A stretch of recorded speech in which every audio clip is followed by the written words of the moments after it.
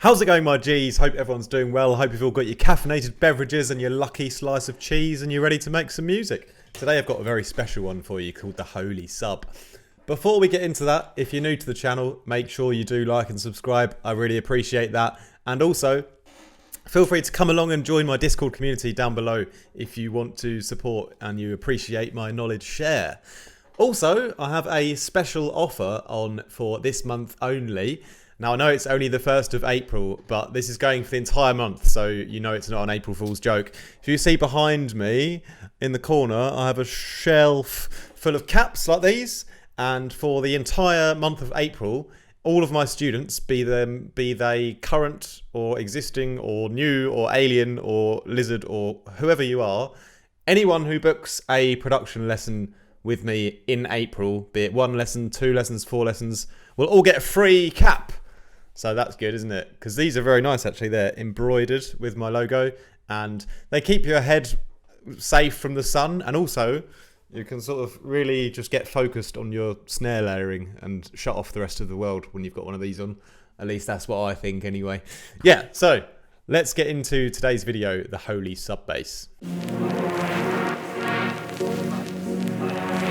Oh, this cheese is really good. Doesn't even need any bread or anything. Let's play the loop, and you can decide whether you love the cheese or you hate the cheese.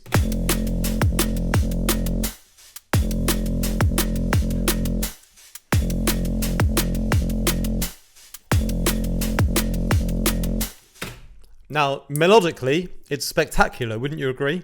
Probably not. But the harmonics and the way that I've made the sub is just the best that I've made so far. And I feel like, why am I just giving it away to you guys for free, this knowledge? Well, it's because I love cheese. I mean, I love you. So the concept of this video is sort of split into 3 parts because I've been, getting a little bit more hands-on and using Vital a bit more and thinking, what is it that I love about this synth and what are the best parts of it? And I thought of 3 things I've been really loving to do recently. And I wanted to see if I could use these 3 kind of methods or techniques to make a new sub bass, which just sounds really, really beefy. And it's not just the sub bass on its own, the low sine wave. It's when I'm making the Holy Sub, it's a sub bass that you can hear on all systems, and it's a combination of harmonics together. It's not just the fundamental sub. So it's a bit of a sub / mid-range sub. Anyway, the 3 concepts are using FM between sine waves at the right octaves. Secondly, using, I've forgotten what it was now.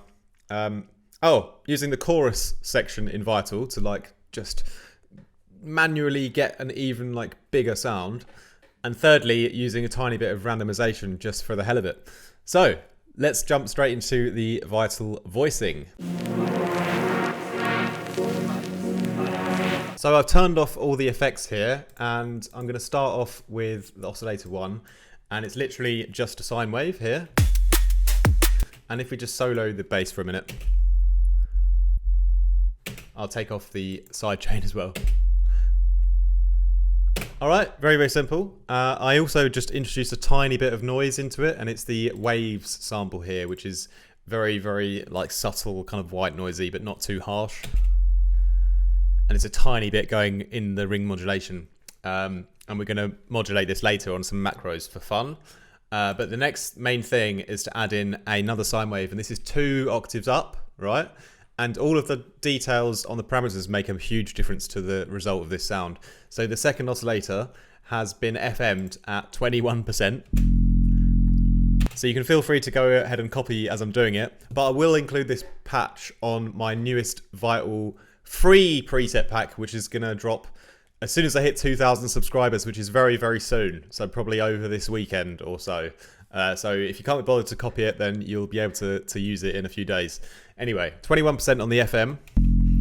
I've left the randomizers on, the phase randomization on, just because I kind of felt like it was sounding better in this particular instance. And the important thing what I've done here is I've turned the level of the first one up 100%, and the second one here is left on at where it kind of starts at 0.5. Because I still want that low one to have the most power.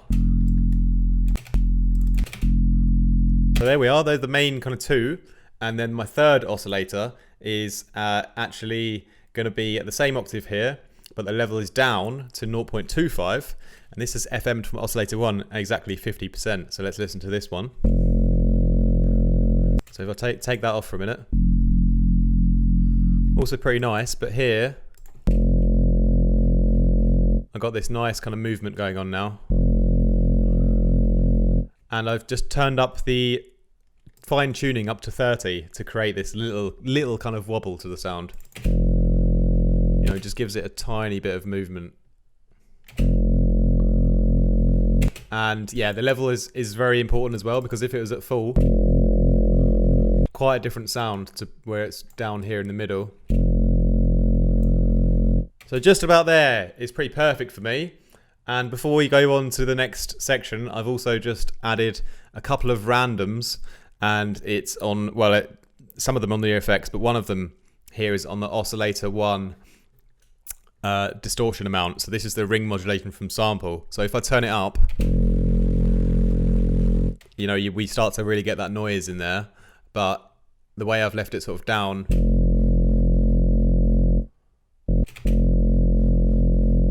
and randomized it, it's like a little bit of a fluttering just kind of noise, just sort of to like simulate a bit of analog circuitry or something like that. I don't know, you don't have to do that, but I just think it's fun because I'm a weirdo. Anyway, let's move on to the effects. So we're only using 3 effects here, but one of them is by far the most important, which is the chorus, and this is really going to transform the sound. So listen to when I add it now. Oh, doesn't that sound beautiful? So nice and warm and wide, and it's almost a bit too much, maybe. But anyway, let's talk about what I've done here. I've put it on 8 voices, which is quite a balanced amount of voices, I think.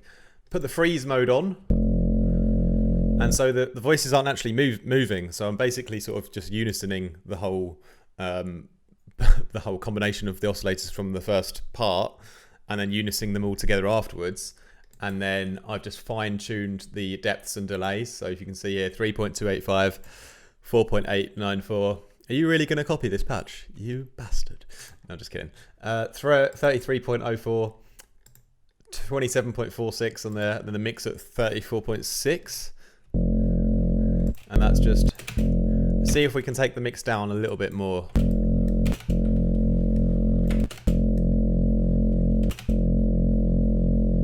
Let's go for about 27. That's pretty good around there.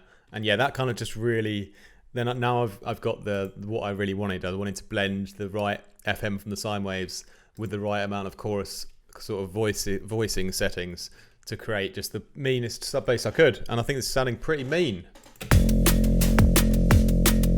So just to finish off the effects then, I've added a little compressor just to kind of bring out that sort of noisy part that I did. And it's not super essential, but it kind of helps a little bit with just pushing the sub through the speakers a bit more, because it's got this tiny bit of fizz on top.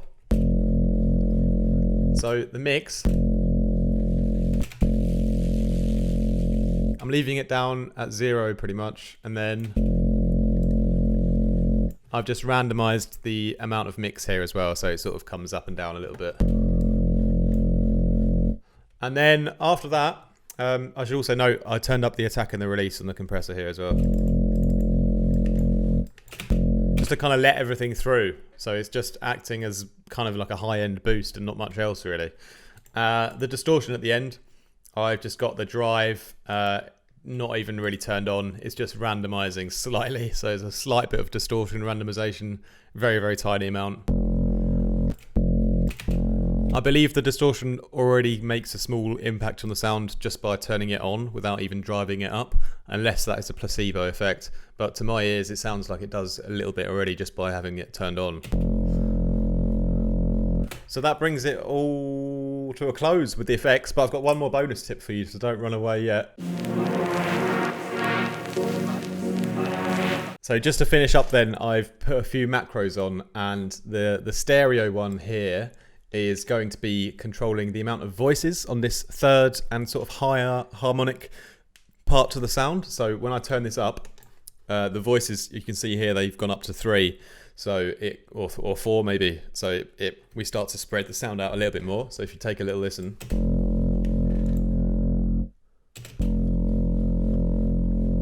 we've got a really wide and moving kind of sub slash mid-range, which does sound really cool, and you just have to be careful of how much you use the stereo version and make sure you EQ it properly. And then I've got a bit of fizz here, so this is just increasing the sort of noise circuitry that we did on the compressor and on the distortion amount, and also turning up the level of the sample here. So that's just going to make things a little bit more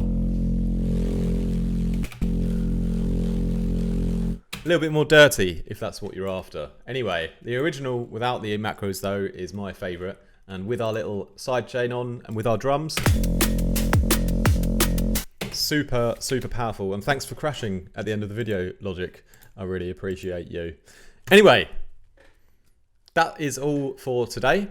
And I've got a little message before I go as well. So I really appreciate all of you guys being subscribed and watching my content. And I get a lot of messages from people saying that I've helped you.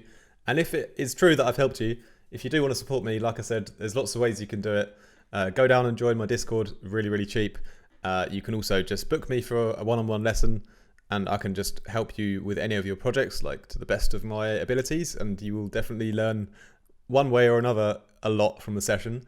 And thirdly, if you're in Berlin, come and see me for my next DJ booking, which will be in April as well, in the middle of April. So come along to that if you're in Berlin. Thank you guys for watching. Have an awesome day.